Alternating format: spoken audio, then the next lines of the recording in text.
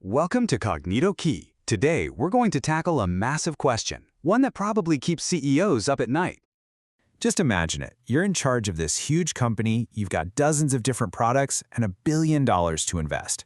Where do you even start? A wrong move could be a disaster, but the right one? Well, that could define your legacy. So how do you make that choice? You see, this is the core challenge for any large corporation, isn't it? How do you allocate your resources, your money, your time, your best people, across so many different business units? To answer that, let's rewind a bit. Picture this, it's the 1970s. Companies are getting bigger and more complex than ever before. They were desperately searching for a clear, logical way to handle this exact problem. They needed a map. Okay, so let's dive into the very first real answer to this problem. It was a game-changing tool developed by the Boston Consulting Group, or BCG. So what is the BCG Matrix? Well, at its heart, it's a surprisingly simple grid. It gives a company a visual way to look at everything it sells, and it helps them decide where to put their resources based on just two very important factors.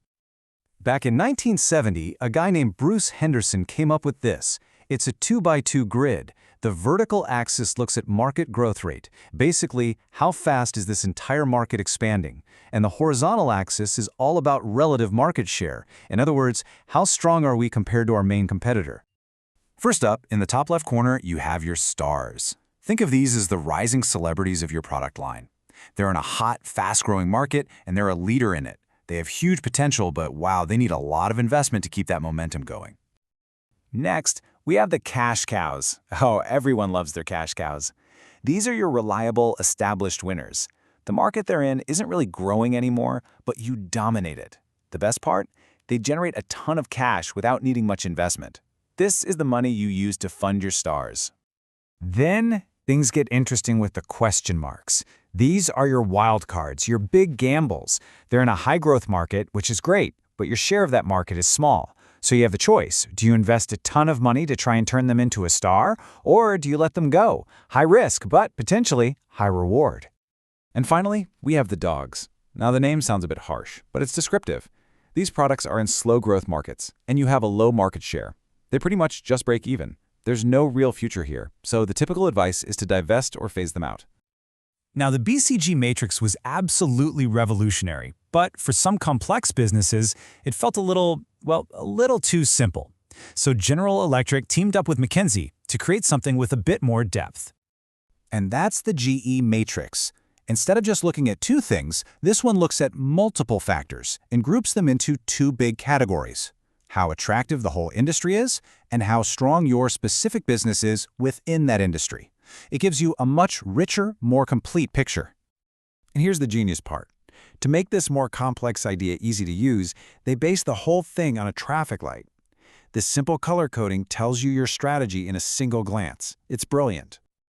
So if your business unit falls into the green zone, the message is crystal clear: go. This means you have a strong business in an attractive industry. The strategy is simple: invest, invest, invest, and grow. Now, if you land in the yellow zone, it's time for caution.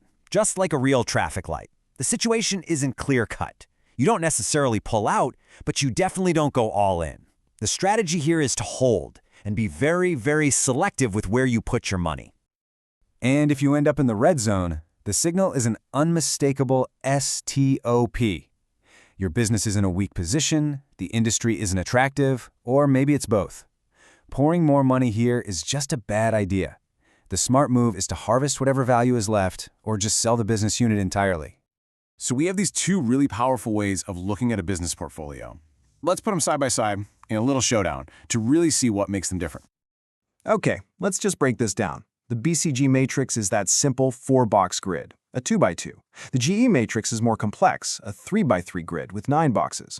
BCG looks at just two things: market growth and market share. GE looks at a whole bunch of factors under the umbrellas of industry attractiveness and business strength. So the whole objective is different too. BCG helps you deploy resources, while GE is really about prioritizing your investments. And this really highlights the fundamental trade-off, doesn't it?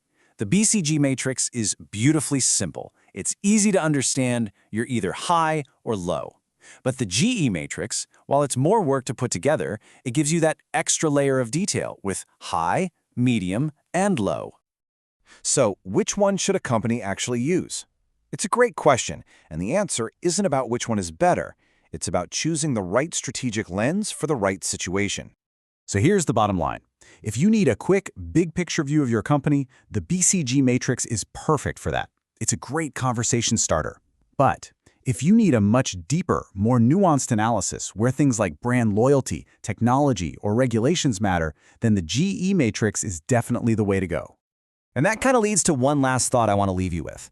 These models were created in the 1970s. In today's world of data, social media, and network effects, how would you adapt them? What new factors would you add to these grids to make them relevant for a company in the 21st century? It's a fascinating thing to think about. I really hope you enjoyed this breakdown of two of the most important tools in business strategy.